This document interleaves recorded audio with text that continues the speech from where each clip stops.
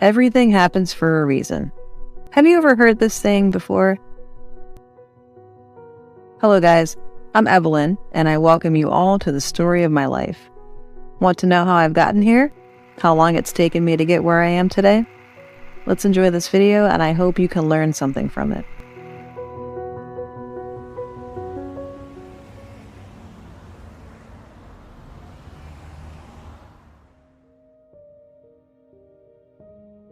Everything happens for a reason. I can't count how many times I've been told this. But there's one thing I know, that saying has played an important role in my whole life. Hello everyone. My name is Evelyn Carter, and I am a CEO of an educational agency. To become the successful woman I am today, I had to go through many ups and downs in my life.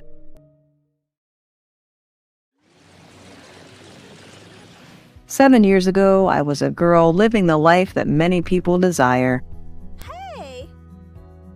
I had a group of friends who were always by my side, and an amazing family to talk to whenever I was down. I also had a lovely dog who had been my best friend since I was born. But unfortunately, she passed away because of an illness. I remember that I cried so hard that I couldn't face reality at all. My parents consoled me for weeks. They told me that everything happened for a reason. And only when I knew how to let go did I become mature. At that time, I didn't get what they meant at all. Then, do you know what happened after that?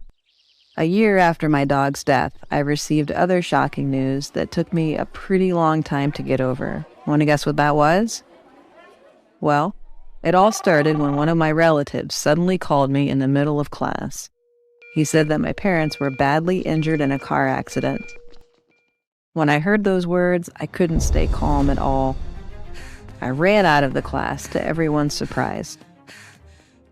But when I got to the hospital, it was just too late. The doctors said my parents couldn't make it. At that moment, everything seemed to lapse into silence. I wanted to burst into tears, but somehow I was able to hold it back. And guess what? After my parents left this world, I was depressed for many months. My GPA kept going down, and I didn't have any motivation to study hard. I locked myself in my small dark room and avoided communication as much as possible. Then, I indulged in alcohol and nightclubs so heavily that I almost felt insane. My body begged me to stop, but I couldn't control those addictions. Then one day, my body couldn't bear with me anymore. I got drunk and passed out on the street until a neighbor saw me. He took me to the hospital right after that. I was diagnosed with gastrointestinal bleeding and was hospitalized for a week. While staying there, I met a guy whose name was Harry. He was the same age as me. Harry had been fighting lung cancer in his hospital for years, but he always greeted everyone there with a big smile. Honestly, he was a cheerful and lovely guy. We usually had long conversations almost every afternoon, and he really knew how to make me laugh. Back in that time, Harry was truly a friend of mine who I could freely share all of my happiness and sadness with. One day, Harry told me that he could finally be discharged from the hospital. I felt happy for him. I asked him what he wanted to do after that. He smiled and told me that he would fly to Switzerland and live a blissful life there with his family. Harry giggled when he dreamed about a place where there would be no pain, illness, or hospital. At that moment, I didn't know why I felt so relieved, and I was glad that I had made friends with Harry and with everyone else there. I thought we would keep in touch with each other, until a week later. I finally recovered from my illness and was able to go back home.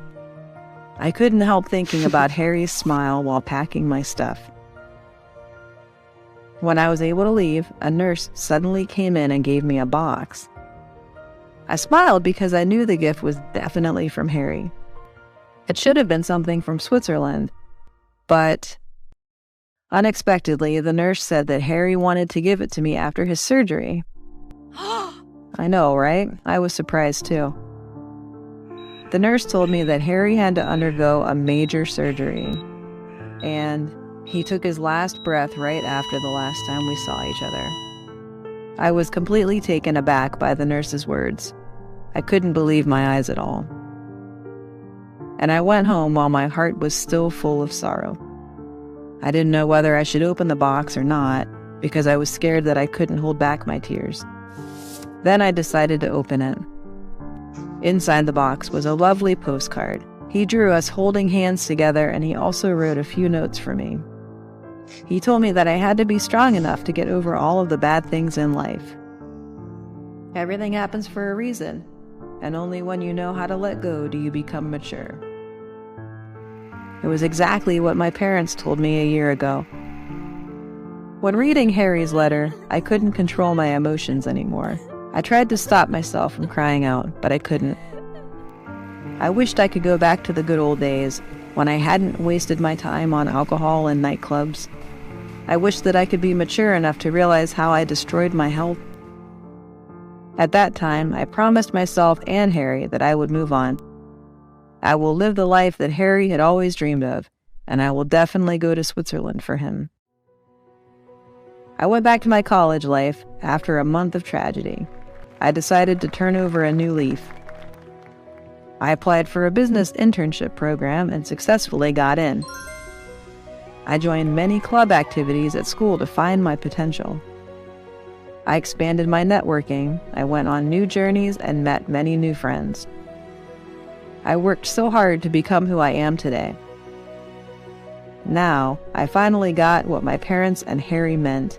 Everything happens for a reason. I couldn't change the past, but I can choose to move on rather than cry.